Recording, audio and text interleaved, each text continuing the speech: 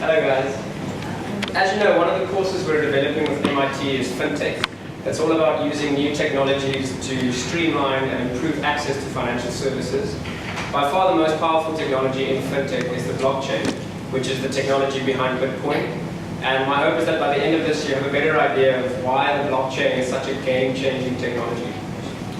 So, those of you who've heard of fintech before may have heard things like fintech is a disruptive force that's going to replace banks, and the big wigs on Wall Street are under attack by young Silicon Valley startups. And some of that is true, but some of it isn't. But to really understand the true impact of fintech, I think it's worth considering why we even have banks to begin with. So to do this, let's imagine a scenario. If you had to pay someone overseas R1 million, how can that person trust that you are the legal and rightful owner of that money? And how can they trust that after the transaction, they would be the new legal and rightful owner of the money? The need for trust in financial transactions is exactly what gave rise to banks ages ago. Banks keep track of all our transactions in a big central ledger, which serves as the source of truth for who owns what and who owes what, all of our debits and our credits. And that is the system that gives us peace of mind when we engage in financial transactions with other people. And it's an essential function, because without that trusted system, we'd be too afraid to exchange money with other people, especially if we didn't know them, right? Because the information in the central ledger is so heavily centralized, there's very limited transparency, and very often there's a lot of fraud and corruption that happens, where people really manipulate the information in the central ledger to serve their own interests. This happens on a daily basis. Another big flaw of banks is that they're incredibly expensive. We know this, right? And it makes sense because they have millions of ATMs and brick and mortar branches that they need to maintain. And that cost is largely passed on to us as the consumers. We pay enormous transaction fees and service fees every month. But more than that, because the banks are so expensive, they have these high operational costs, they can't afford to serve people in remote areas. Which is why today up to 3 billion people are unbanked. They're blocked out of the global financial system purely because it's just too expensive for banks to serve them or to reach them. So, enter the blockchain or the distributed ledger.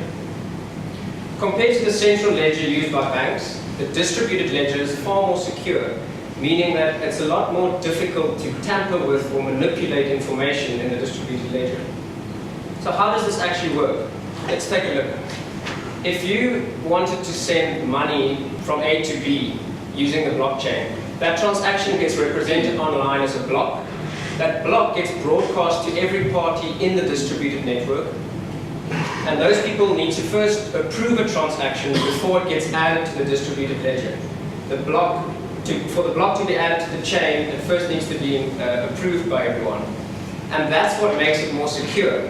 Because when that block gets broadcast to every party in the network, at least 50% of them, more than half of them, need to approve a transaction before it gets added to the ledger, before money can move from A to B.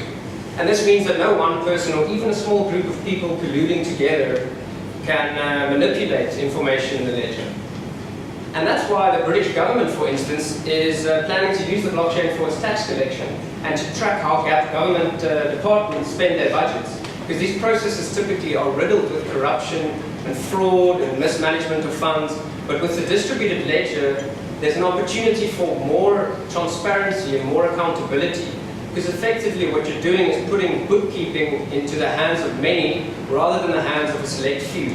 And so in case you were wondering, information on the blockchain is entirely encrypted, so there's no breach of privacy when doing this. And it also doesn't take long.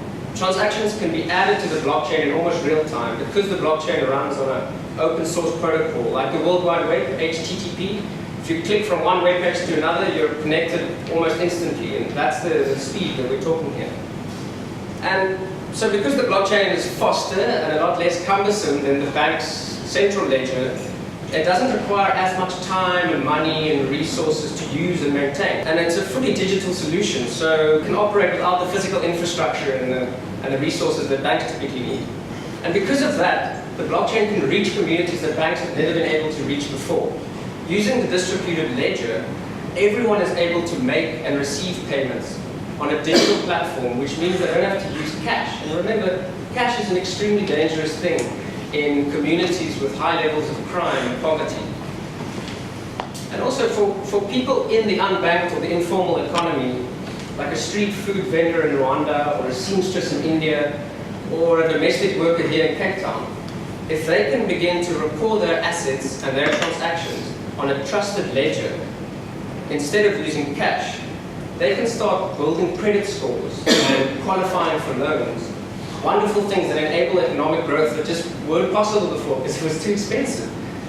And so the blockchain or the distributed ledger certainly has the opportunity or the potential to create a truly integrated global economy. And to quote one of the guest speakers on our MIT FinTech course, just like the first generation of the internet, the World Wide Web, democratized the flow of information and media, the second generation of the internet, the blockchain, has the potential to democratize commerce, financing, and the transfer of value. And so with any new groundbreaking technological innovation, just like the internet back in the 90s, the successful development and deployment of blockchain technology will require strong and responsible leadership and good governance. And the hope is that on our MIT FinTech course, the brightest minds from across the world will come together, collaborate, and inspire one another to create amazing new FinTech solutions that will change the world for the better.